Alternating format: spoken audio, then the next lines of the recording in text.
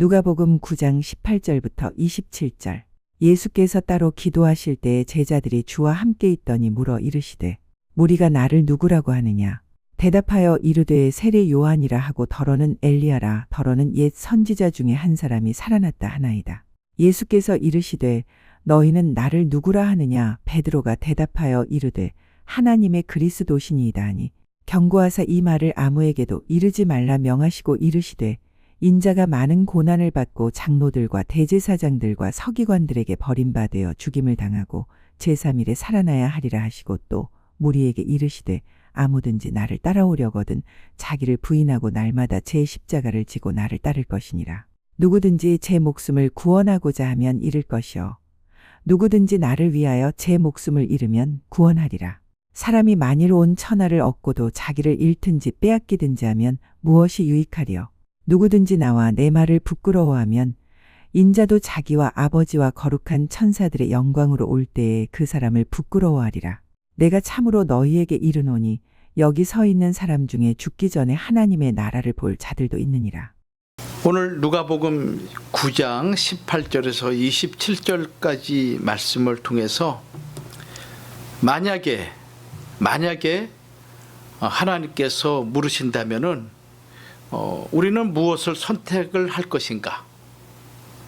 제목이 좀 깁니다. 만약에라고 물으신다면 무엇을 선택할 것인가? 라는 제목으로 같이 은혜를 나누고자 합니다. 우리 인생은 태어날 때부터 죽을 때까지 선택의 여정이라 해도 과언이 아니죠. 어느 경우에는 선택을 받기도 하고 또 어떤 경우에는 내가 선택을 하기도 합니다. 그래서 우리의 삶은 그 선택에 따라 우리의 삶의 열매를 누리기도 하고 또 열매가 없는 비피한 삶을 살기도 하겠죠. 오늘 우리 주님께서 제자들에게 만약에라는 단서를 통해서 물으실 때 과연 우리는 무엇을 선택할 것인가라는 그 내용을 이 제자들의 대화를 통해서 우리에게 가르쳐주고 있습니다. 여러분들 누가복음 16장에 보면은 부자와 나사로의 비유가 나오죠. 둘 중 어떤 사람이 되기를 원하십니까? 이렇게 묻는다면은 여러분은 어떻게 답을 하시겠습니까? 부자와 나사로 두 사람 중에 어떤 사람이 되고 싶을까? 아마 많은 사람들이 선택을 피하고 둘 다 갖기를 원할 것입니다. 이런 거죠. 죽기 전에는 부자가 되고 싶고 그 다음에 죽은 뒤에는 나사로가 되고 싶다. 이렇게 대답을 할 것이죠.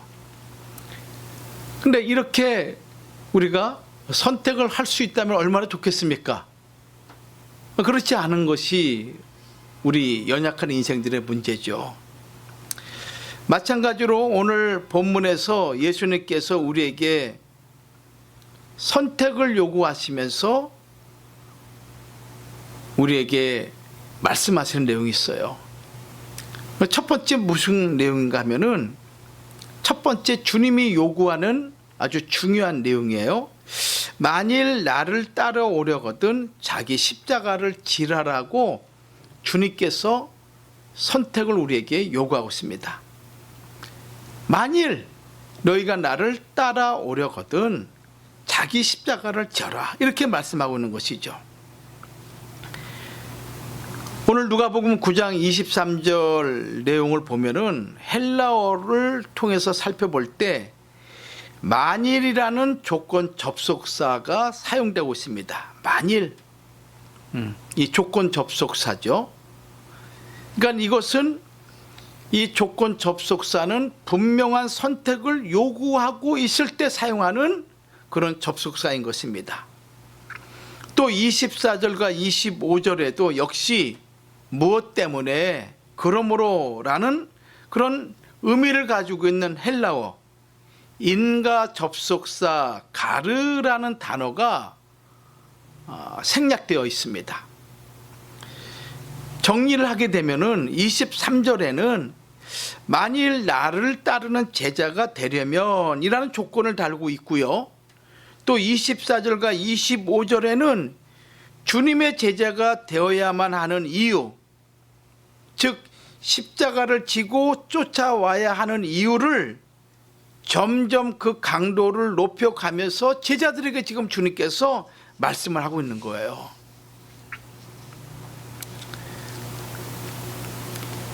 자, 예수님이 23절에서 나를 따라오려거든, 이 얘기는 무슨 얘기입니까? 나를 너희가 진짜 믿는다면, 나를 존경한다면, 또 나를 인정한다면, 이런 어떤 관념적이고 추상적인 언어로만 우리에게 말씀한 것이 아니라 구체적인 행동을 전제로 한 동사라는 것입니다. 구체적인 행동. 그래서 이 23절 말씀에는 네 가지 동사가 기록되어 있어요. 따라오다 라는 동사하고, 그 다음에 줬다, 쫓아간다. 세 번째, 지다, 십자가를 진다 라는 지다.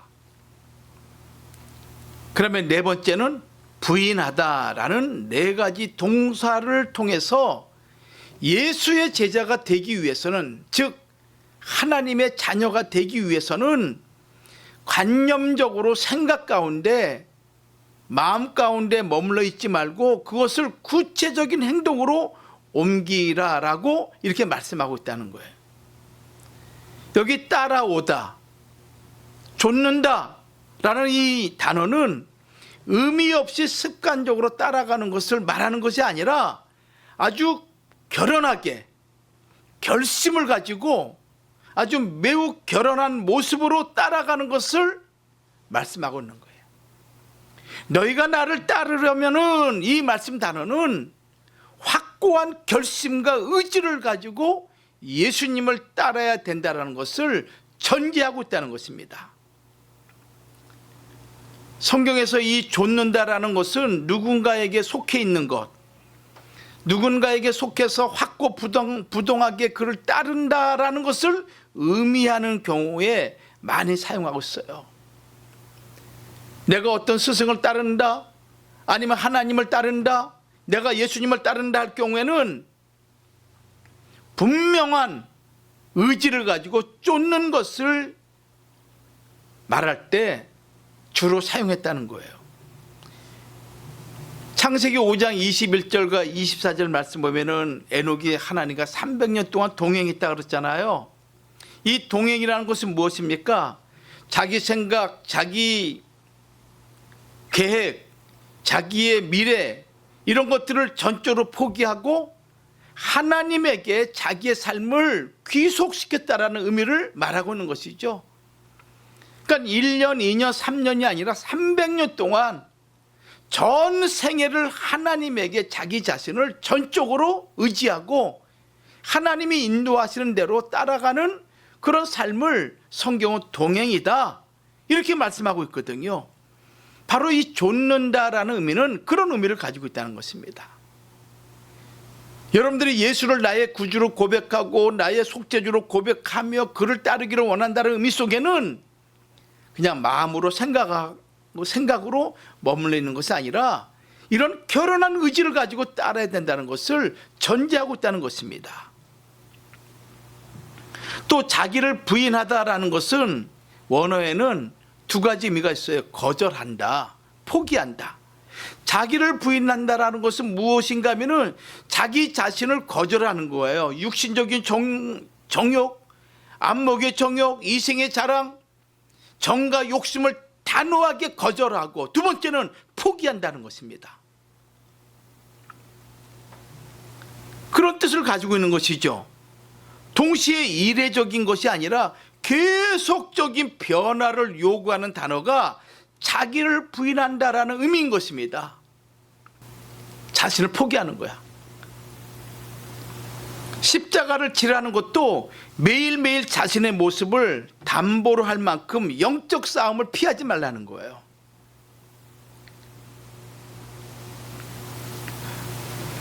따라서 자기 부정, 자기 포기, 이것은 자신의 주권이 하나님에게 있음을 날마다 고백을 해야 돼요.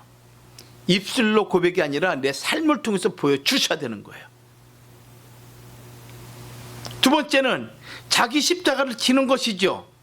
이 십자가는 역사 속에 등장하는 수많은 고난 가운데 가장 혹독하고 가장 잔인한 사건이 십자가 사건이에요. 가장 혹독하고 가장 잔인한 형벌, 그것이 무엇인가 하면은 인간이 고안해낸 형벌 가운데 가장 무서운 형벌이 뭐냐? 십자가 형벌인 거예요. 십자가의 형벌. 그래서 이 십자가 형벌은 로마인들에게는 집행하지 않았다 그러잖아요. 아주 극악무도한 이방인들, 야만인들, 짐승 같은 자들, 그들에게 마지막으로 처형하는 그 처형법이 십자가인 거예요.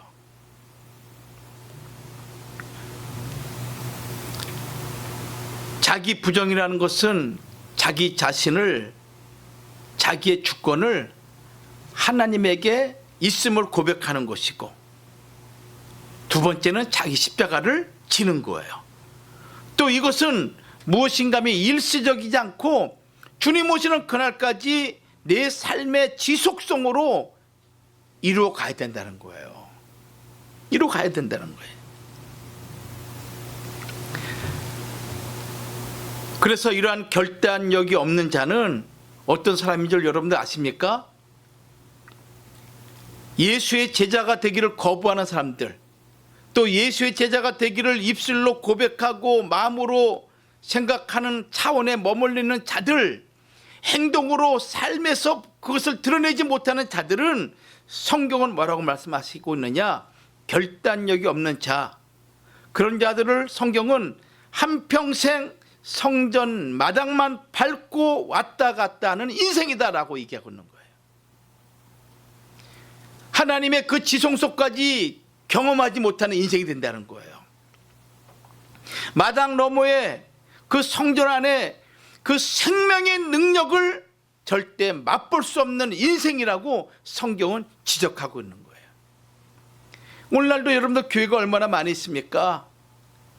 은혜를 받고 평안과 만족을 누리기를 원하지만은 고난과 어려움을 그 현장에 직접 들어가서 함께하기를 거부하는 성도들이, 교인들이 얼마나 많이 있어요. 말은 뭐 못하는 게 무엇이 있겠습니까?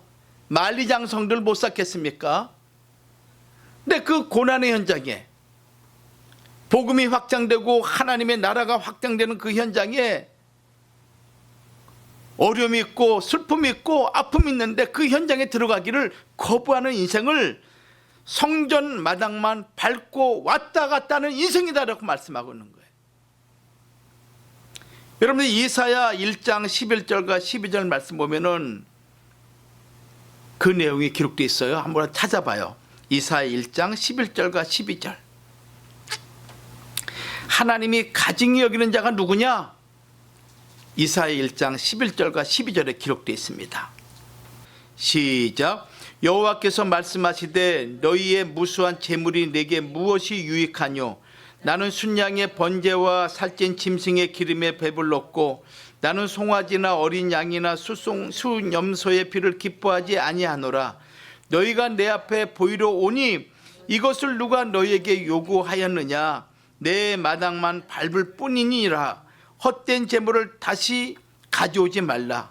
분향은 내가 가증히 여기는 바요, 월삭과 안식일과 대회로 모이는 것도 그러하니 성회와 아울러 악을 행하는 것을 내가 견디지 못하겠노라. 여러분, 이 말씀 무슨 얘기예요? 하나님 앞에 제사의 형식과 어떤 모습은 유지하고 있는데 그 마음과 정성이 함께 하지 못하는 거예요. 그래서 12절 말씀에 그 말씀하고 있지 않습니까? 너희가 내 앞에 보이려고 오지만은 이것을 누가 너에게 요구했느냐? 그저 내 마당만 밟을 뿐이다. 정성과 마음을 다하지 않는 그런 헌신, 그런 수고, 그런 모습은 하나님 앞에 헛되고 가증한 것이라고 지금 이사야 1장 12절과 12절은 말씀하고 있는 거예요. 계시록 11장 1절 이하의 말씀 보면은 하나님과 성전과 제단과 그 안에서 경배하는 자들을 청량하되, 종말에 어떤 일이 벌어지냐면은 하나님이 측량을 하는데 어떻게 구분하냐면은 하나님과 성전과 제단과 그 안에서 경배하는 자들을 측량한다. 이것이 계시록 11장 1절 이하의 말씀이죠. 그리고 두 번째는 뭐라고 말씀하셨습니까? 2절은 성전 밖 마당은 청량하지 말라, 이렇게 말씀하고 있습니다. 그러니까 청량하는 곳과 청량하지 않은 곳으로 구분되어 있다는 것입니다. 여기 측량이죠. 이것은 평가하다 또는 재판하다라는 의미를 가지고 있는 메트레오라는 헬라어를 쓰고 있어요. 메트레오, 평가하다, 재판하다. 그러니까 하나님의 사법적인 행위를 말할 때 쓰는 단어예요. 이것은 마지막 심판 때 하나님의 사법적인 행위를 의미하고 있는 것이죠. 따라서 하나님이 측량한다는 것은 하나님을 참으로 섬기는 자들과 그렇지 않은 자들을 구분한다라는 내용인 거예요. 교회 안에서도 양과 염소를 구분하듯이, 의인과 악인을 하나님이 구분하듯이 그 구분이 뭐냐? 하나님이 측량한다는 거예요. 어떻게? 성전 안에 있는 자들과 성전 마당, 바깥 마당에 있는 자들 구분한다는 것입니다. 여기 2절 말씀 보면은, 계시록 11장 2절 말씀 보면은 성전 바깥 마당은 측량하지 말고 그냥 두라고 이렇게 말씀하셨잖아요. 왜 그렇습니까? 측량할 필요가 없는 거예요. 세상과 다름없는 거예요. 즉 하늘과 땅 차원을 얘기하고 있음과 동시에 참 믿음의 사람과 거짓 믿음의 사람을 구분하고 있는 것을 지금 계시록 11장 1절과 2절은 말씀하고 있는 것이죠. 여러분들은 어느 곳에서 예배드리고 있습니까? 하나님이 임재하신 그 깊은 지성소에 들어가서 하나님의 그 마음을 헤아리고 그 하나님의 그 앞에 부복하며 온 마음과 뜻과 정성을 다해서 하나님께 예배드리는 자인지, 아니면은 성전 바깥에서, 바깥 마당에서 그저 몸만 와 있고 생각은 다른 데 가 있는지 한번 생각해 보세요. 이것은 우리의 심판과 관련되어 있는 너무나 중요한 우리의 자세임을 말씀하고 있는 것이죠. 에스겔 44장 9절에도 이렇게 말씀하고 있습니다. 뭐라고 말씀하고 있냐면은, 하나님을 신실하게 믿지 않는 자들, 그들은 마음과 몸에 할례를 받지 못한 자들이라고 말씀하시면서 그들은 성소에 들어오지 못한다라고 에스겔 44장 9절에 말씀하고 있어요. 자, 이것도 찾아볼게요. 에스겔 44장 9절 시작. 주 여호와께서 이같이 말씀하셨느니라. 이스라엘 족속 중에 있는 이방인 중에 마음과 몸에 할례를 받지 아니한 이방인은 내 성소에 들어오지 못하리라. 하나님의 성전과 상관없는 무리들, 그들을 이방인이다. 누굽니까? 마음과 몸에 할례를 받지 못했다. 이 할례는 유대인 태어나게 되면 8일 만에 할례를 받잖아요. 몸에 있는, 피 속에 있는 불결한 것을 구분하는 거룩한 의식을 얘기하고 있죠. 하나님의 언약 백성임을 증거하는 증표가 이 할례인 거예요. 몸에, 마음에 할례를 받지 못한 자들, 거룩한 선민의 증표가 없는 자들은 이방인과 다름없다는 것을 얘기하고 있는 거예요.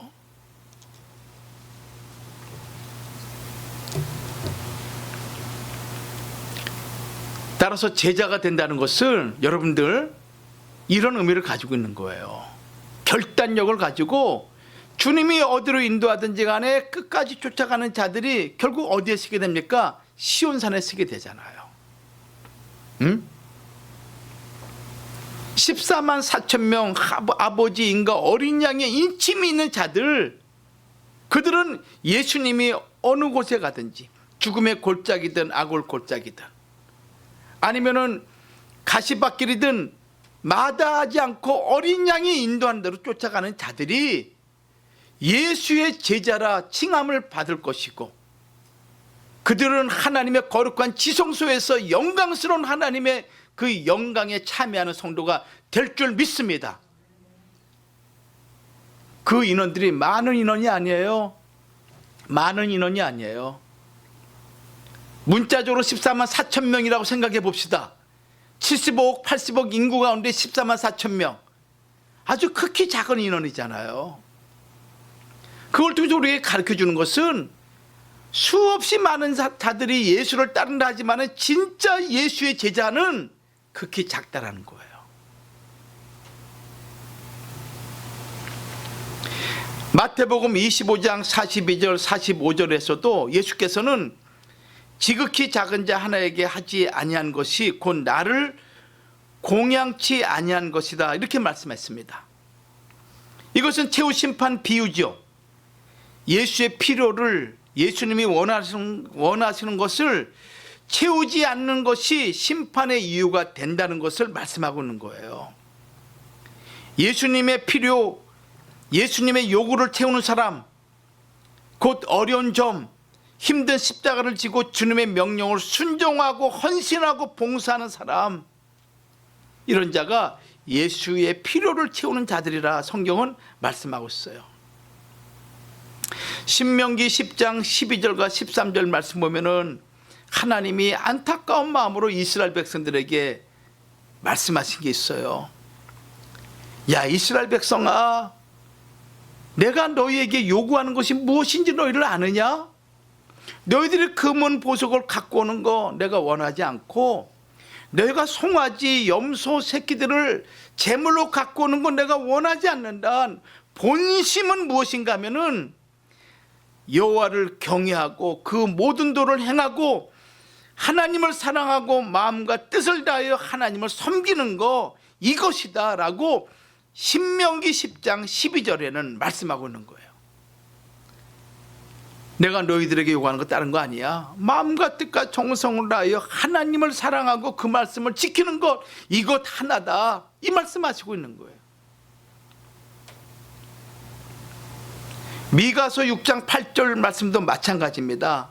사람아, 주께서 선한 것이 무엇임을 내게 보이셨나니 여호와께서 너희에게 구하시는 것은 오직 정의를 행하며 인자를 사랑하며 겸손하게 내 하나님과 함께 행하는 것이 아니냐.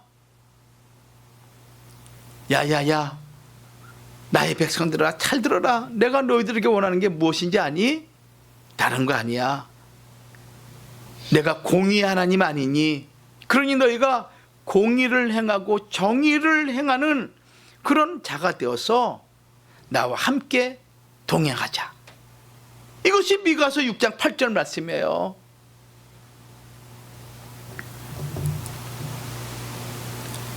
그런 자가 마태복음 6장 33절에 먼저 그의 나라와 그의 의를 구하는 자가 될 수가 있겠죠.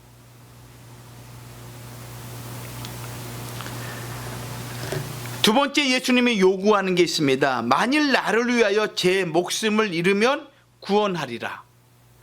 이것이 두 번째 만일이에요. 만일 나를 위하여 제 목숨을 잃으면 구원하리라. 이 두 번째 요구인 것입니다. 예수님께서 자신의 목숨이 위태해질 경우 선택은 더욱 어렵게 되겠죠. 하나뿐인 내 목숨을 여러분들 물건의 매매 행위 같이 그 매매를 할 경우는 주고 받는 것이 분명한데 이 목숨이라는 것은 그렇지 않잖아요. 어떻게 보면 일방적으로 내 것을, 내 생명을 잃어버릴 수 있는 그런 두려움을 가지고 있을 수 있어요. 이 말씀 무슨 얘기냐면은 구원이 얼마나 어렵고 모험적인 신앙을 요구하는지 우리에게 가르쳐주고 있는 거예요. 진짜 구원받는 백성은 어떤 백성이 돼야 되느냐? 기꺼이 말씀과 뜻을 위해서 내 목숨을, 하나님을 위해서 우리의 목숨을 바칠 줄 아는 그런 의지가 있어야 된다는 거예요. 이게 두 번째 예수의 제자가 되는 중요한 그런 내용인 거죠. 여러분, 한 부자 청년이 예수께 찾아왔죠. 마태복음 19장 16절에서 22절 말씀 보면은 이 부자 청년이 예수님께 와서 묻습니다. 선생님, 내가 무엇을 하여야 영생을 얻을 수 있겠습니까? 이렇게 묻게 되죠. 그때 예수께서 뭐라고 말씀하셨습니까? 너의 소유를 팔아 가난한 자들에게 주어라. 이렇게 말씀하셨습니다. 너의 모든 소유를 다 팔아가지고 가난한 자들에게 주어라. 근데 부자 청년 어떻게 했습니까? 근심하는 가운데 떠나갔어요. 영원한 생명, 영원한 구원을 얻을 수 있는 그 중요한 선택, 갈림길에서 썩어지고 사라지고 죽으면 나와 상관없는 그것을 선택하는 어리석은 모습을 보이고 있죠.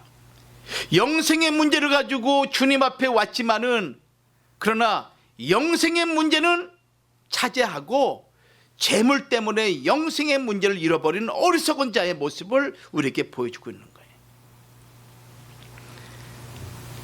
그래서 예수님의 원리는 무엇인지 아십니까? 버리면은 구원을 얻는다, 이 말씀이에요. 버리면은 구원을 얻는다. 여기서 나를 위하여 너희 생명을 버리면, 이 표현은 옛날 왕을 위해서 생명과 충성을 바치는 군인의 충정을 연상한 말이에요. 여러분, 전쟁에 나가는 장수, 병사들이 왕과 나라를 위해서 어떻게 합니까? 죽음을 불사하고 나가는 거 아니에요. 그렇죠? 그 의미가 나를 위하여 너희 생명을 버리면 그 의미라는 거예요. 어떻게 조개같이, 풀과 티끌 같은 그런 존재같이 기꺼이 주님을 위해서, 왕을 위해서, 우리가 이 세상에 우리에게 충성을 요구하는 단체나 사람이 많이 있죠. 그러나 생명을 구원할 수 있는 충성은 오직 하나뿐이 없는 거예요. 무엇입니까? 오직 예수에 대한 충성뿐인 거예요. 이거 외에는 방법이 없는 거예요.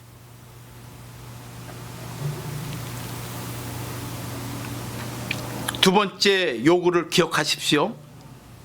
이것은 종말 성도들이 반드시 명심하고 명심해야 될 주님의 명령이에요. 만일 나를 위하여 제 목숨을 잃으면 무엇을 얻는다? 구원을 얻는다. 구원을 얻는다. 세 번째 요구는 무엇인가 하면은, 만일 사람이 온 천하를 얻고도 자기를 잃으면 무엇이 유익하리요? 라는 말씀이에요. 만일 사람이 온 천하를 얻고도 자기를 잃으면 무엇이 유익하리요? 예수님께서 말씀하신 이 만일이라는 이 단어는 우리에게 강력한 그런 선택을 요구하고 있습니다. 온 천하를 얻고도 자기를 잃게 되면은 유익이 없다, 이 말씀하는 거예요. 그러니까 우리 생명이, 우리 자신이 온 천하를 얻는 것과 비교할 수 없을 정도로 귀중한 존재가 우리 자신이라는 거예요. 여기 온 천하는 무엇을 의미하고 있습니까? 인간이 추구하고자 하는 이 세상에 있는 모든 것들이죠. 돈일 수도 있고, 명예일 수 있고, 건강, 또 부귀, 또 나름대로의 어떤 권세. 근데 그걸 다 얻는다 할지라도 자기 목숨을 잃으면은 무슨 소용이 있겠습니까? 내가 있어야 의미가 있는 것이죠. 그러죠? 나 없는 천국 무슨 의미가 있겠습니까? 나 없는 에덴 동산 아무리 아름답고 아무리 부귀와 영광이 누린다 할지라도 거기에 내가 동참하지 않는데 나와 무슨 상관이 있어요? 그 온 천하를 얻는다 할지라도 자기 자신을 잃어버리게 되면 소용이 없다는 것을 말씀하고 있는 거예요. 누가복음 9장 25절과 27절 말씀이죠. 사람이 만일 온 천하를 얻고도 자기를 잃든지 빼앗기든지 하면 무엇이 유익하리요? 이렇게 말씀하고 있는 거예요. 이 말씀 무슨 얘기입니까? 사람들이 진정으로 추구해야 될 가치의 문제를 말씀하고 있는 거예요. 무엇 때문에 살아가고 있는지, 무엇을 위하는 것인지,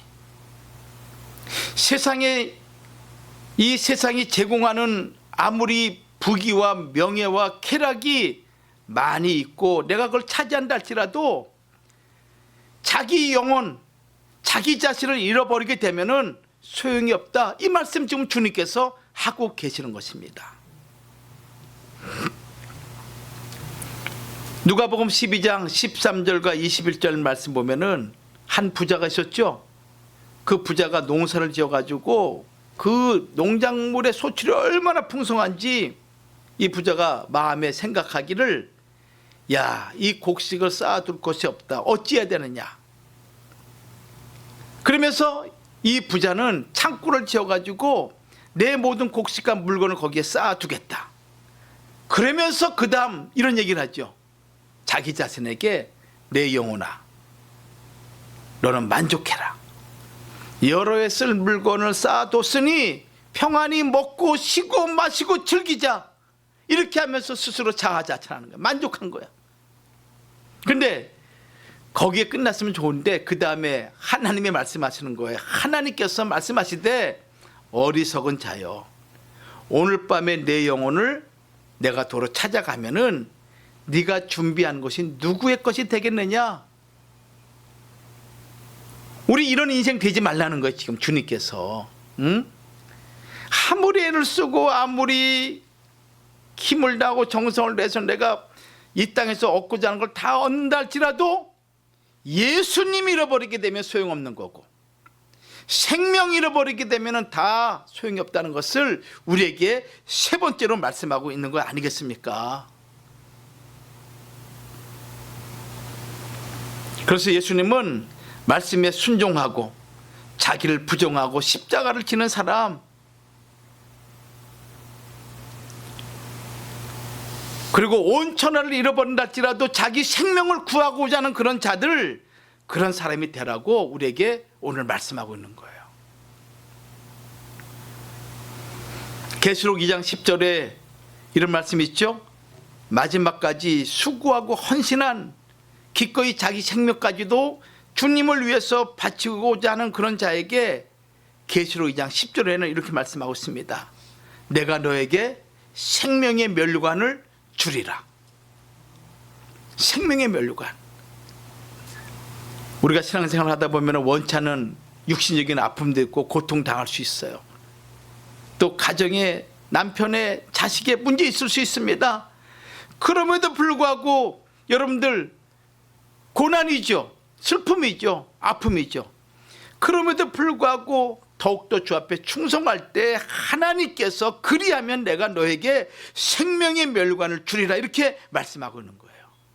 이 말씀을 꼭 기억하시기 바랍니다. 우리의 믿음의 선진들 치고 고난받지 않은 자가 없었습니다. 진짜 고난과 어려움을 다 받았죠. 모세뿐만이겠습니까? 여러분들 히브리 11장 1절 이하에 등장하는 수많은 믿음으로 살아간 사람들은 그 시대의 아픔과 고난을 짊어지고 주님을 따라간 하나님의 위대한 백성들이었습니다. 그것은 오늘도 마찬가지죠. 사도행전 14장 22절 말씀 보면 사도 바울이 제자들이 이렇게 말씀하고 있잖아요. 또 우리가 하나님의 나라에 들어가려면 많은 환난을 겪어야 할 것이다.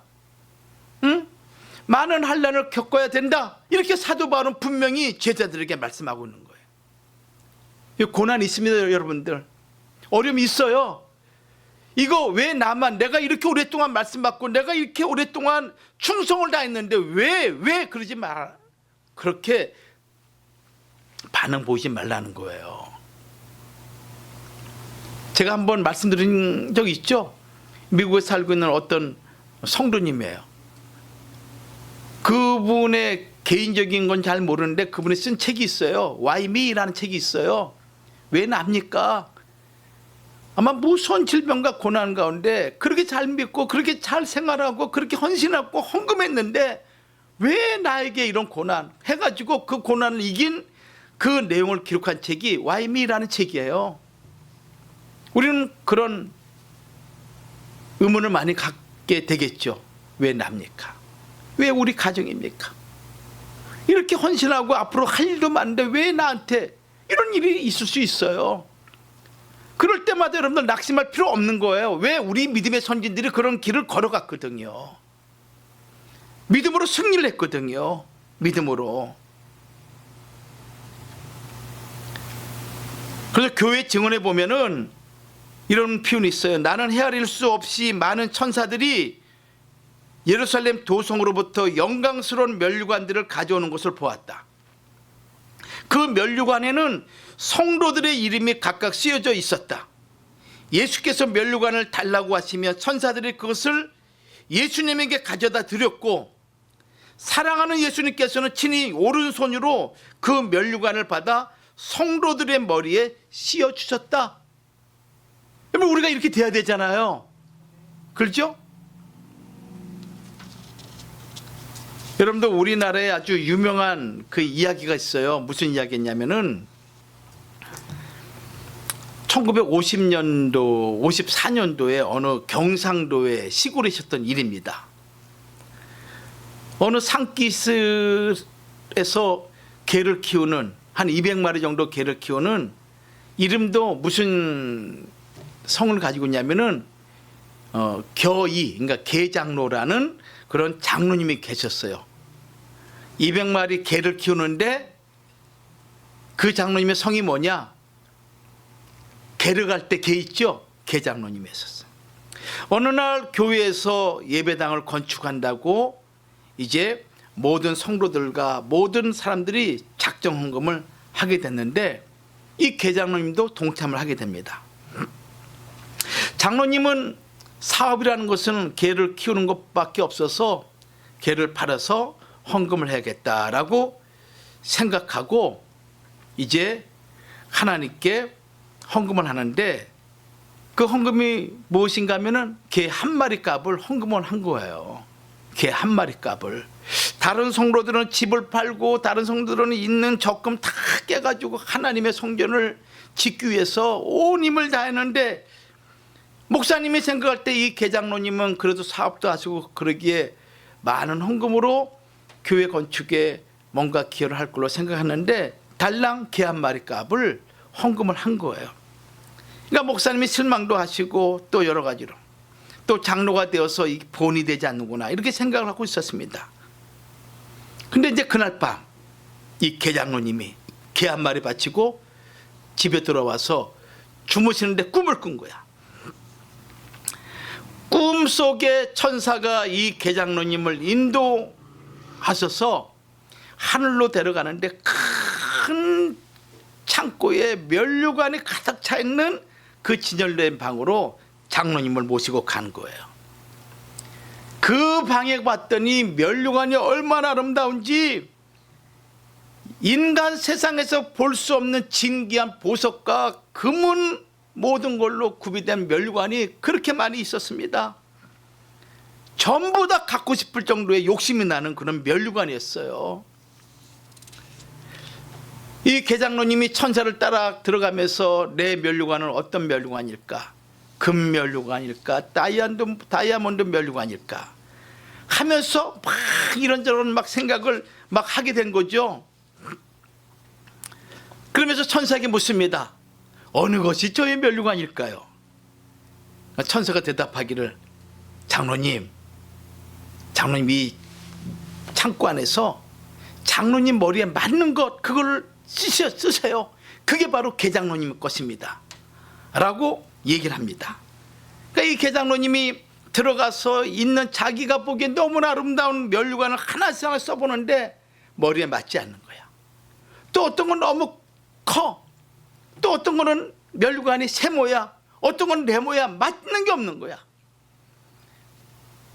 그래서 천사에게 맞는 것이 없습니다. 그랬더니 천사가 그러면 저쪽으로 한번 가서 살펴보라고 손가락으로 가리키는 거예요.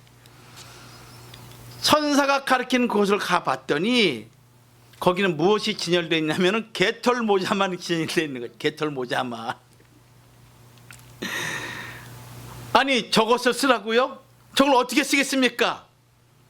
그래서 써보라고 혹시라도 모르니까.